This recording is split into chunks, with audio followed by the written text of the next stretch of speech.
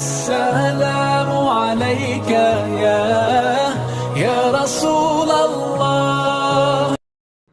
السلام علیکم ورحمۃ اللہ وبرکاتہ۔ وعلیکم السلام ورحمۃ اللہ وبرکاتہ۔ آواز آ رہی ہے عامر بھائی؟ جی حضرت، ایک دم کلیئر آواز آ رہی، ماشاءاللہ جی بہت کلیئر ہے آواز، ماشاءاللہ۔ لائیو سیشن جاری ہے حضرت، آپ بیان فرمائیں۔ جی ٹھیک۔ اعوذ باللہ من الشیطان الرجیم، بسم اللہ الرحمن الرحیم۔ الحمد للہ الذی ابدأ الافلاک والارضین، والصلاة والسلام علی من کان نبیا وآدم بین الماء والطین، وعلی آلہ واصحابہ اجمعین، اما بعد، قال اللہ تبارک و تعالی فی شان حبیبہ الکریم، ان اللہ وملائکتہ یصلون علی النبی یا ایھا الذین آمنوا صلوا علیہ وسلموا تسلیما، اللہ رب محمد صلی علیہ وسلم، نحن عباد محمد صلی علیہ وسلم، علی ذویہ وصحبہ ابد الدہور وکرما۔ محترم سامعین کرام، کل آپ حضرات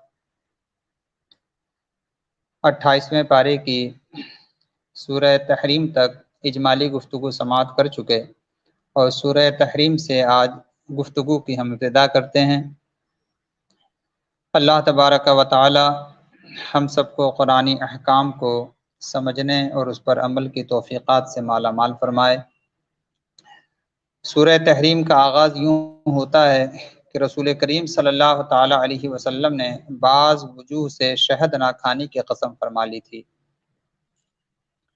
اللہ تبارک و تعالی نے آپ کو حکم دیا کہ آپ کفارہ ادا کر کے قسم توڑ دیں، اور پھر ازواج رسول صلی اللہ تعالی علیہ وسلم کو اللہ تبارک و تعالی نے تنبیہ فرمایا کہ اگر نبی نے تمہیں طلاق دے دی تو عن قریب ان کا رب ان کو تمہارے بدلے میں تم سے بہتر بیوی عطا فرمائے گا، جو فرمانبردار، ایماندار، اطاعت گزار، توبہ کرنے والیاں، عبادت گزار، روزے دار، اور اللہ تبارک و تعالی انہیں طیب و طاہر ازواج عطا فرمائے گا۔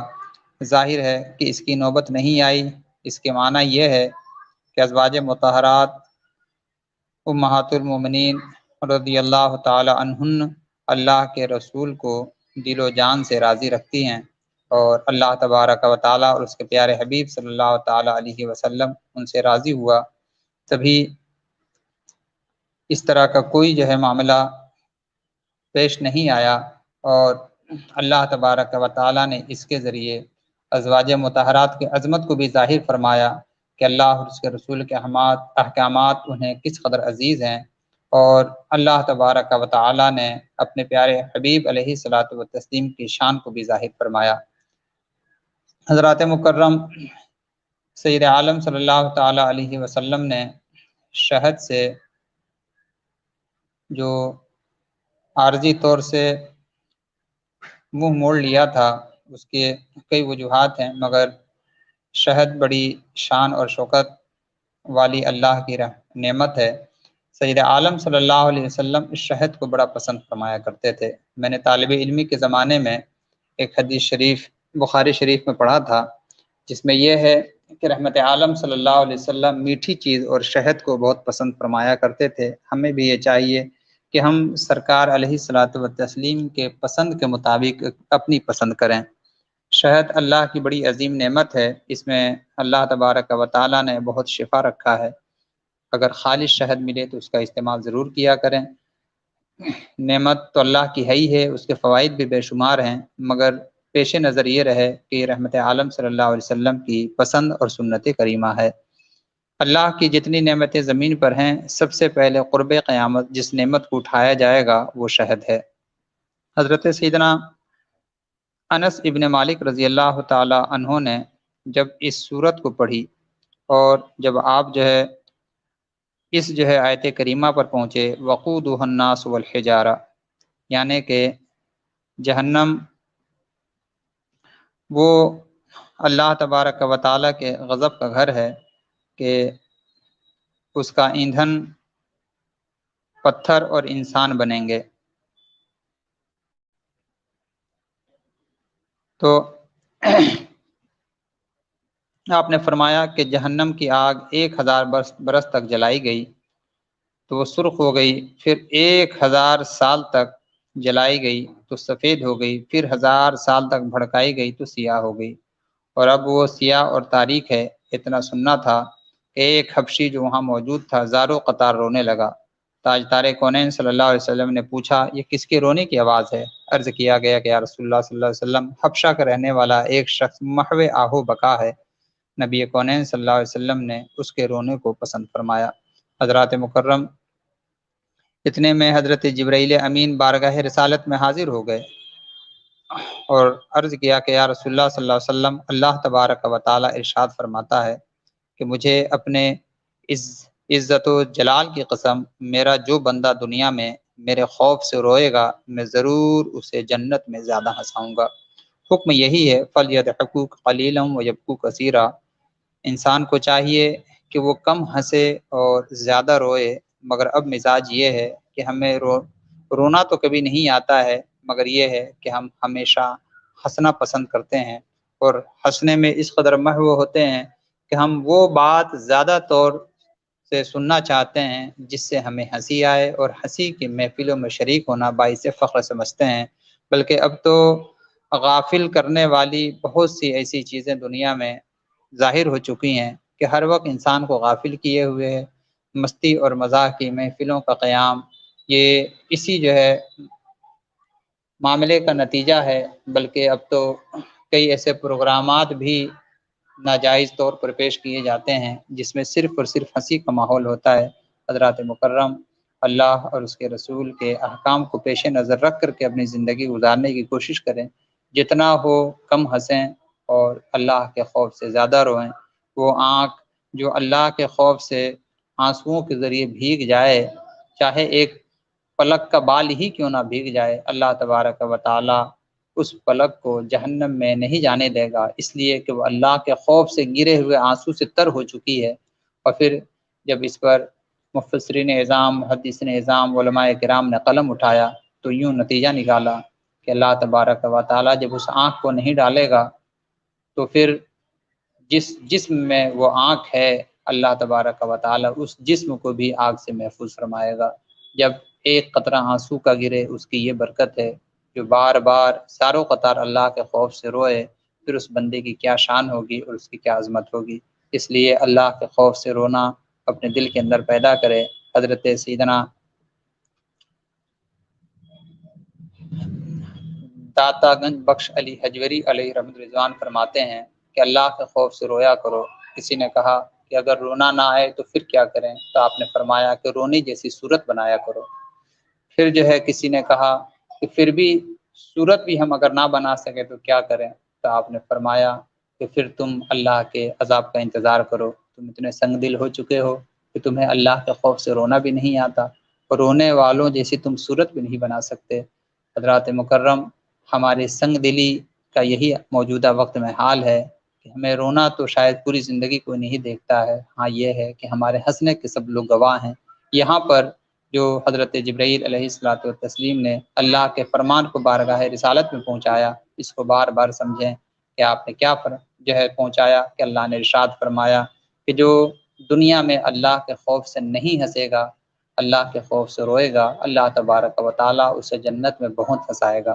تو اب اگر یہاں آپ کو رونا ہے تو یہاں روئیے، یا وہاں رونا ہے تو وہاں روئیے۔ بہرحال دونوں جگہ میں ایک جگہ تو رونا ضرور ہے، جو یہاں روئے گا وہ ہمیشہ ہنسے گا، اور جو یہاں ہنسے گا اس کو وہاں رونا ہے۔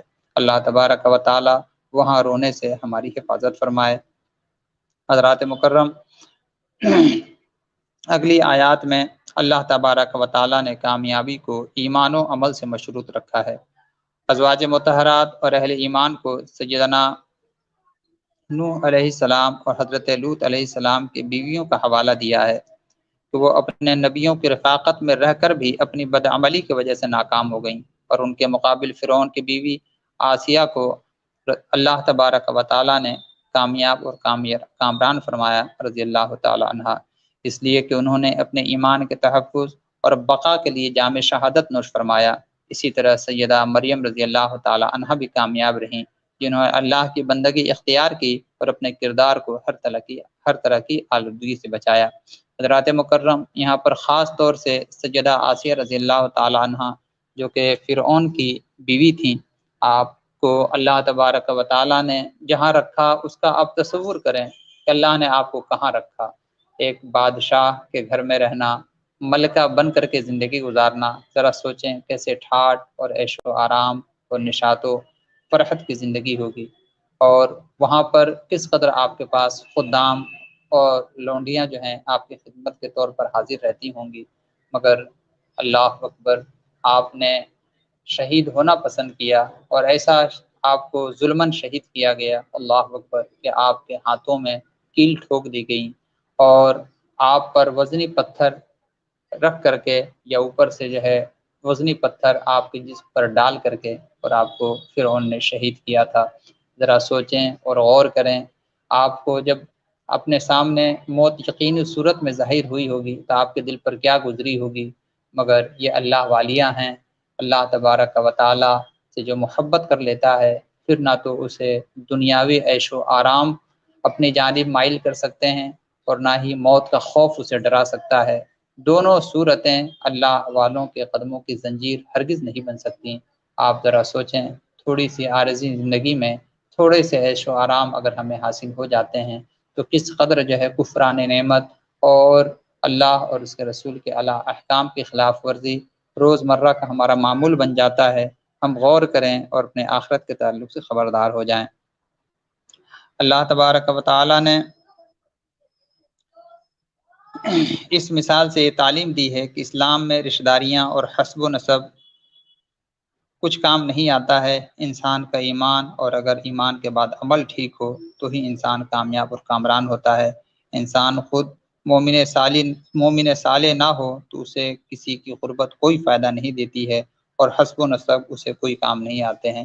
اس آیت کریمہ سے یہ باور کرانے کی گمراہ فرقوں کی کوشش ہوتی ہے کہ دیکھو کوئی کسی کے کام نہیں آ سکتا، یہاں تک کہ رحمت عالم صلی اللہ تعالی علیہ وسلم اپنی پیاری بیٹی سیدہ فاطمہ کے بھی کام نہیں آ سکتے۔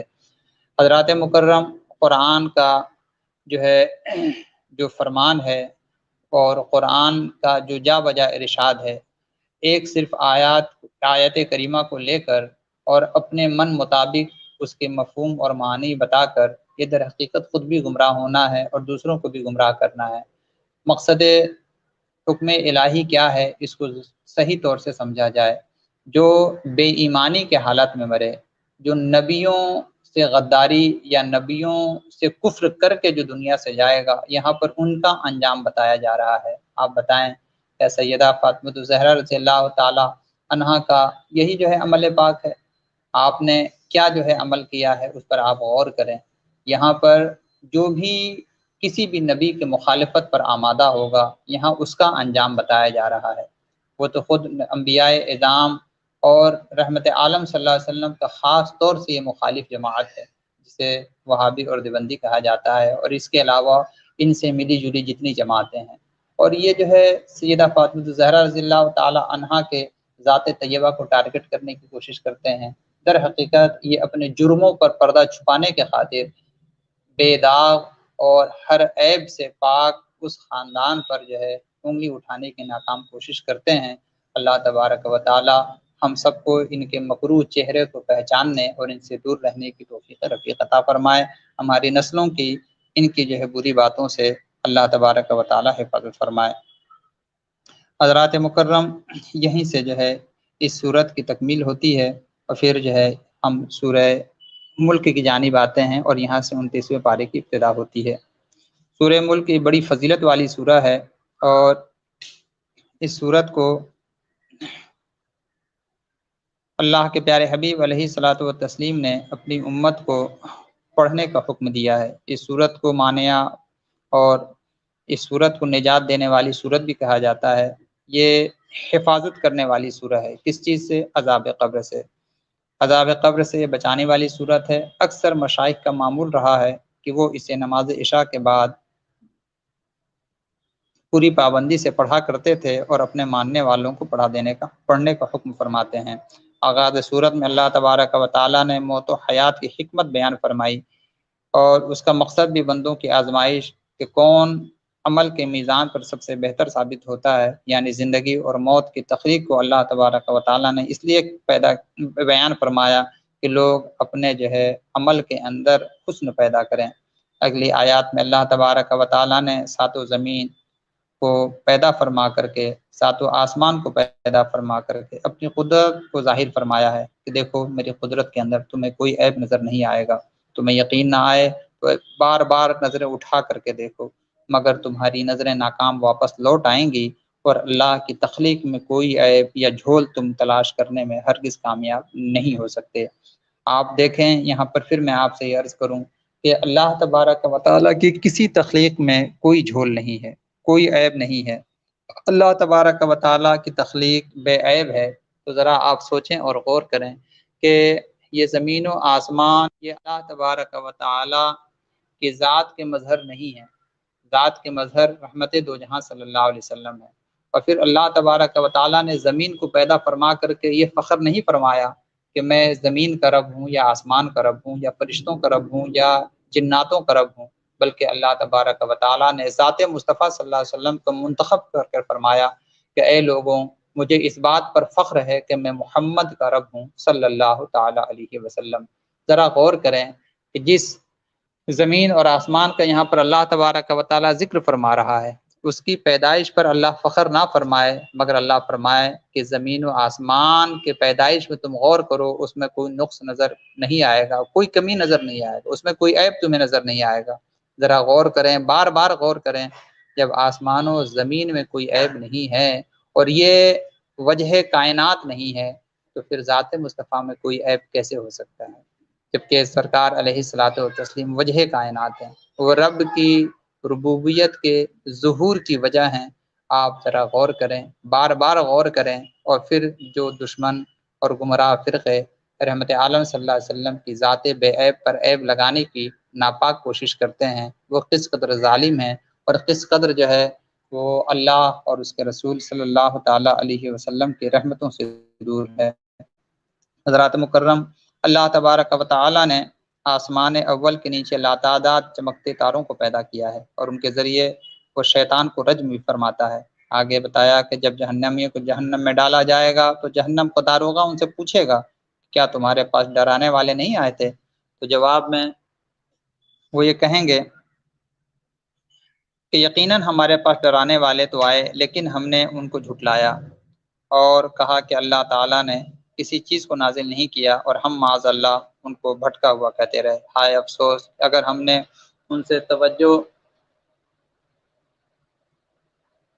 ان کی جانب توجہ کی ہوتی اور عقل سے کام لیا ہوتا تو آج شاید ہم جہنم میں نہ ہوتے۔ پھر فرمایا کہ جن لوگوں نے اخلاص کے ساتھ خشیت الہی سے اپنے قلب اور باطن کو معمور رکھا ان کے لیے نوید مغفرت اور بہت بڑا اجر ہے۔ 19ویں آیت میں اللہ تبارک و تعالیٰ نے فرمایا کیا ان لوگوں نے اپنے اوپر کبھی پر پھیلائے اور کبھی پر سمیٹے ہوئے پرندوں کو نہیں دیکھا؟ آخر ان کو فضا میں رحمان کے سوا کون روک کر کے رکھتا ہے؟ پھر زمین پر چلنے پھرنے کی سہولت، روزی کمانے کے مواقع فراہم کرنے کے انعام کا تذکرہ اللہ تبارک و تعالیٰ نے کیا، اس منعم حقیقی کے دربار میں پیش کی کہ یاد دہانی کرائی گئی ہے اور ہدایت یافتہ اور گمراہ انسان کو نہایت خوبصورت تعبیر میں واضح کیا گیا ہے۔ حضرت سلمان رحمۃ اللہ علیہ وقت کے عظیم زاہد و عابد ہوئے ہیں۔ حضرت معمر بیان کرتے ہیں کہ ایک مرتبہ حضرت سلمان تمیمی رحمۃ اللہ علیہ عشاء کے بعد میرے بغل میں کھڑے ہو کر نماز ادا کرنے لگے۔ میں نے سنا کہ وہ نماز میں سورہ ملک کی تلاوت فرما رہے ہیں۔ پھر جس وقت وہ سورت کی اس آیت کریمہ پر پہنچے کہ فلما رأوہ زلفۃ سیئت وجوہ الذین کفروا، پھر جب اس دن کو قریب دیکھ لیں گے تو کافروں کے چہرے بگڑ کر کے سیاہ ہو جائیں گے۔ بار بار آپ اس آیت کی تکرار کرنے لگے۔ ادھر مسجد میں دھیرے دھیرے لوگ خالی ہوتے چلے گئے، میں بھی اپنے گھر لوٹ گیا، اور پھر اس کے بعد جب نماز فجر کے لیے میں آیا دیکھ رہا ہوں کہ آپ اسی طرح اپنی جگہ پر اسی آیت کریمہ کو تلاوت کر رہے ہیں جیسا کہ رات کو میں آپ کو چھوڑ کے گیا تھا۔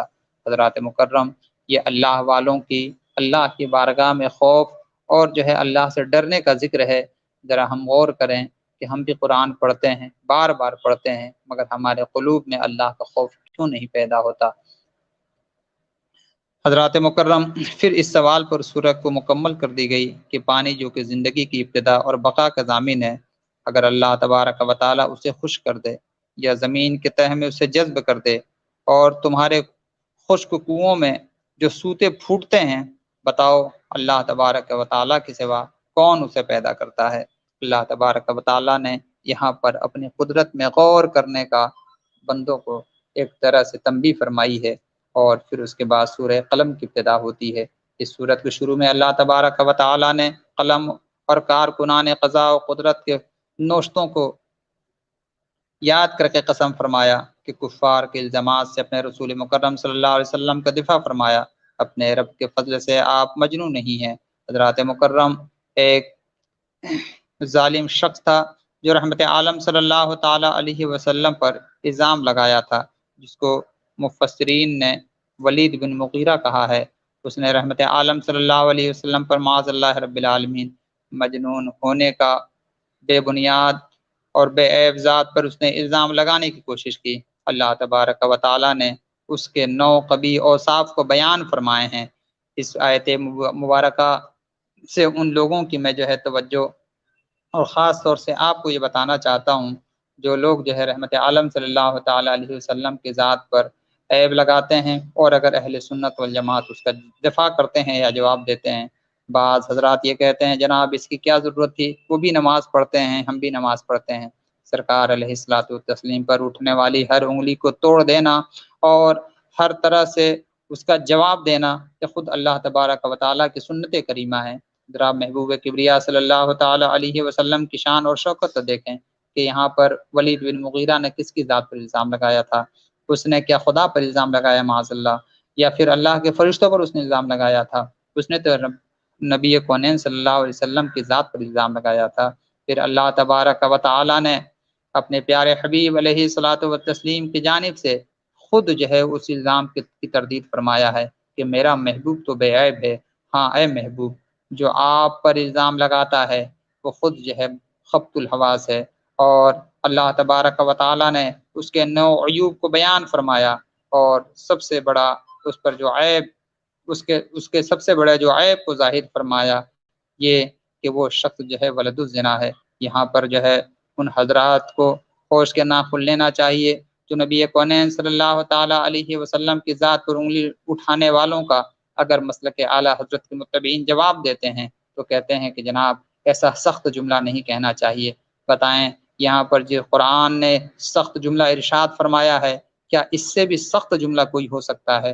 حضرات مکرم، نبی کونین صلی اللہ تعالی علیہ وسلم کی دفاع میں اس سے بھی سخت کوئی جملہ اگر ہو اس سے بھی ہم استعمال کریں، اس لیے کہ یہاں پر بات محبوب علیہ الصلوۃ والتسلیم کی ہے۔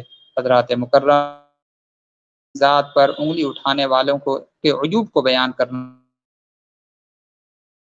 بلکہ یہ نبی کونین صلی اللہ تعالی علیہ وسلم کی محبت میں قرآن کی سنت پر عمل کرنا ہے۔ حضرات مکرم، سورت کا آغاز نون اور قلم سے ہوتا ہے، اور یہ اس دور کی بات ہے جب قلم اور کتاب سے بیگانگی بالکل عام تھی، لیکن چونکہ قرآن آخری آسمانی کتاب ہے اور اسے نازل کرنے والا جانتا ہے کہ آنے والا دور قلم، علم، معلومات اور تحقیقات کا ہے، اس لیے اس نے مسلمانوں کو قلم کی اہمیت اور ہماگیریت کی جانب متوجہ فرمایا۔ دیکھا جائے تو موجودہ زمانے میں جو بھی انسان ترقی پذیر ہے وہی ترقی پذیر ہے جس کے پاس قلم کی دولت ہے، جس کے پاس تعلیم کی دولت ہے۔ وہ قوم دنیا میں بیکار ہو جاتی ہے، اس کی کوئی قدر کوئی حیثیت نہیں رہتی ہے جس کے پاس قلم کی قوت نہیں ہوتی ہے، جس کے پاس تعلیم کا پاور نہیں ہوتا ہے۔ آج ہم قرآن کے ماننے والے ہیں، اس کا ہمیں دعویٰ ہے، مگر ذرا بتائیں کہ کیا قرآن پر ہم عملی طور سے عمل پیرا بھی ہیں؟ اگر آج ہم عمل پیرا ہوتے اور قلم اور کتاب کی ہمارے پاس طاقت ہوتی تو پوری دنیا میں آج ہماری حکومت ہوتی، مگر ایسا نہ ہوا۔ گزشتہ زمانے میں آپ دیکھیں کہ جب تک مسلمانوں کے پاس قلم اور کتاب کی قوت تھی ساری دنیا مسلمانوں کے قدموں میں تھی، مگر افسوس، ہائے افسوس کہ ہم نے جہاں بہت سے اسلامی روایات کو چھوڑا وہاں ہم نے پڑھنے کی اور ایجوکیشن کی قوت کو بھی ہم نے ضائع کر کے رکھ دیا۔ کاش ہم ہوش کے ناخن لیں اور دنیاوی کھیل کود تماشا سے ہٹ کر کے اپنی زندگی اور اپنے مذہب کی بقا کے خاطر اس دین کی جانب آئیں اور قرآن پر کما حق ہم عمل کرنے کی کوشش کریں۔ اللہ تبارک و تعالیٰ نے اس کے بعد ایک سخی اور نیک زمیندار کا ذکر کیا کہ وہ اپنے باغات میں سے اللہ تبارک و تعالیٰ کے حکم سے اس کی رضا کے خاطر احسن طریقے سے کچھ پھل نکالتا تھا۔ ایک حصہ اس نے وقف کر دیا تھا کہ اس میں سے جو بھی پیداوار ہوگا اس میں غریبوں کو دوں گا، مسکینوں کو دوں گا۔ اور پھر جب اس شخص کا اس کے بیٹوں نے فیصلہ کیا کہ وہ فصلوں کی کٹائی میں کسی غریب کو کچھ بھی ادا نہ کریں گے، اور جب فصلوں کی کٹائی کا وقت آیا وہ صبح سویرے نکلے تاکہ راستے میں کوئی ان کو مسکین نہ مل جائے، اور پھر جب وہ باغ میں پہنچتے ہیں تو کیا دیکھا کہ وہاں پر نہ کوئی کھیت ہے نہ کوئی باغ ہے، وہاں تو کوئی چیز موجود ہی نہیں ہے۔ انہیں شک ہوا کہ شاید ہم راستہ بھول گئے ہیں۔ پھر اس کے بعد کافی غور و خوض کیا تو پھر انہیں سمجھ میں آیا کہ ہم راستہ نہیں بھولے ہیں بلکہ ان کا باغ اجڑ چکا ہے۔ حضرات مکرم، اس قصے میں ان لوگوں کے لیے بطور خاص عبرت کا سامان ہے جو اپنی دولت و ثروت سے اکیلے ہی مستفید ہونا چاہتے ہیں، اور ان کا بخل یہ برداشت نہیں کرتا کہ ان کے مال و متاع سے ان کے رشتہ دار غریب و مساکین اور ضرورت مند بھی کھائیں۔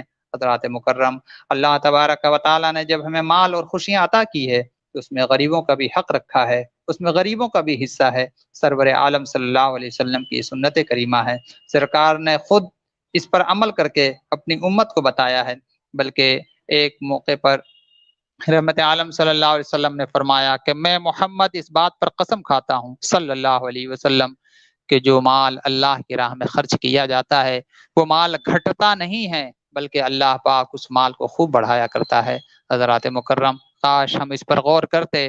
آج امت مسلمہ میں جو غربت و افلاس ہے، کسی کے پاس اتنی دولت ہے کہ رکھنے کے لیے جگہ نہیں، اس کے پاس کھانے والا کوئی نہیں، اور یہ حال ہوتا ہے کہ وہ شخص اپنی دولت کو محفوظ کرتے کرتے قبر کے آغوش میں چلا جاتا ہے، اور پھر اس کے مال و دولت کو دنیا لوٹ لوٹ کر کے کھاتی ہے۔ وہ بخیل نہ تو اپنے دولت سے خود کچھ فائدہ حاصل کرتا ہے اور نہ ہی امت مسلمہ یا دین کو کوئی فائدہ پہنچا پاتا ہے۔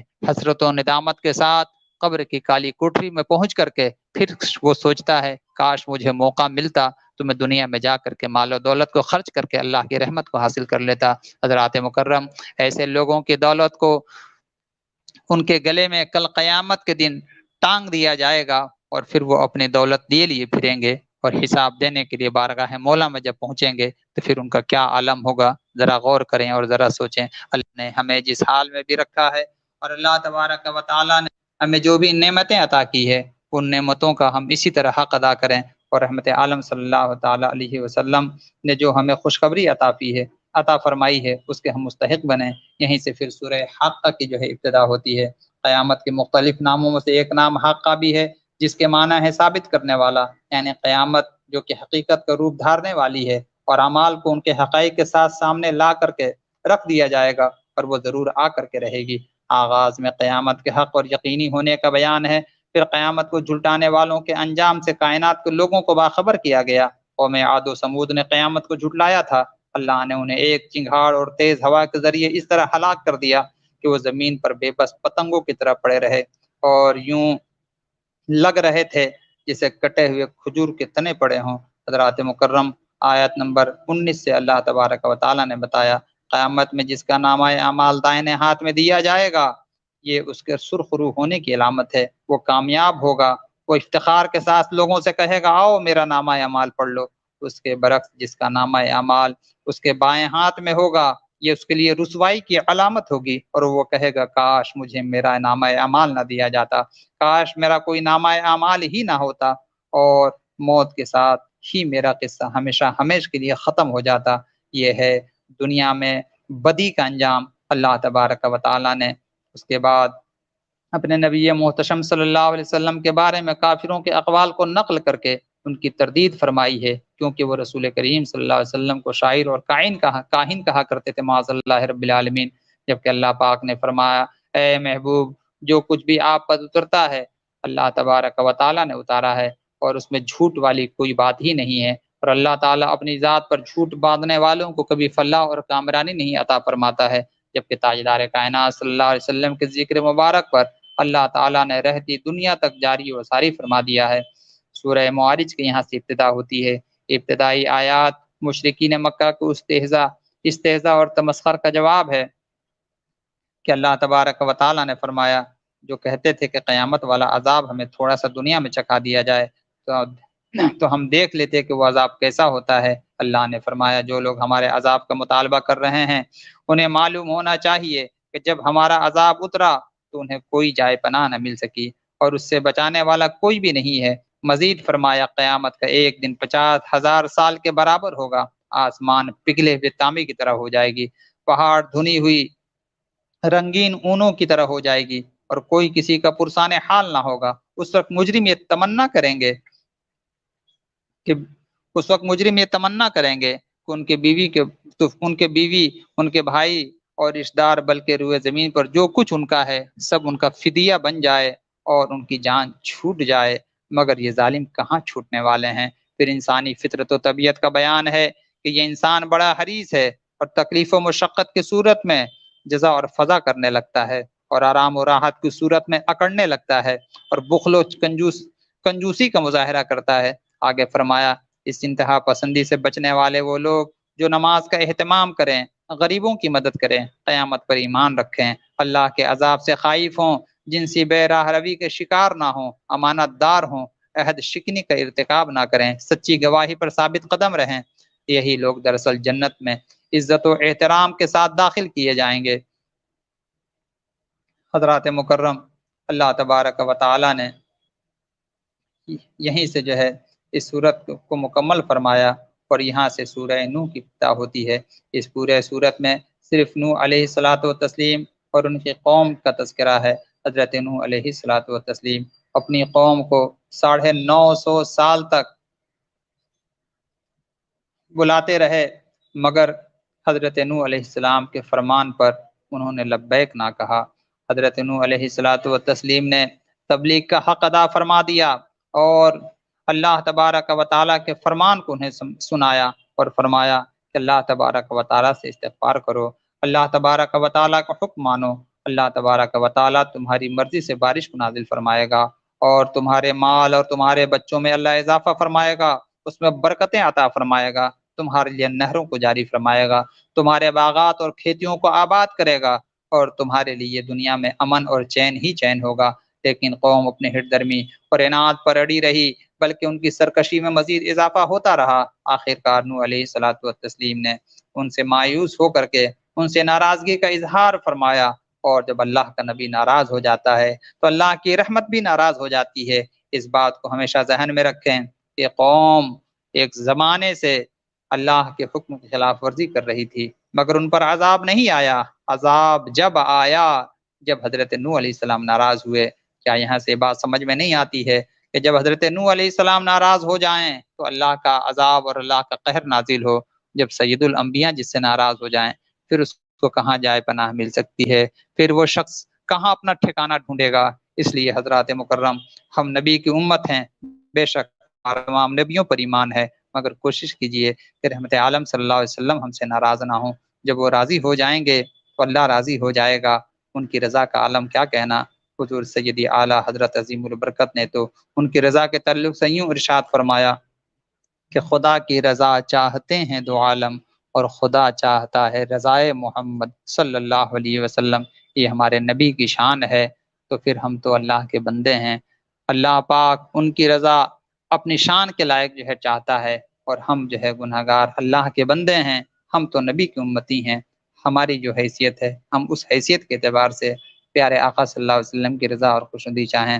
آخرکار نوح علیہ الصلوۃ والتسلیم کی قوم ان کے ناراضگی کے سبب سیلاب میں غرق ہو گئی، تباہ کر دیا گیا ان کو، اور ظالموں کا انجام ہمیشہ خسارہ اور ہلاکت کے شکل میں ہی ظاہر ہوتا ہے، اور مومنین ایمان اور اعمال صالحہ کی برکت سے ہمیشہ نجات پاتے ہیں۔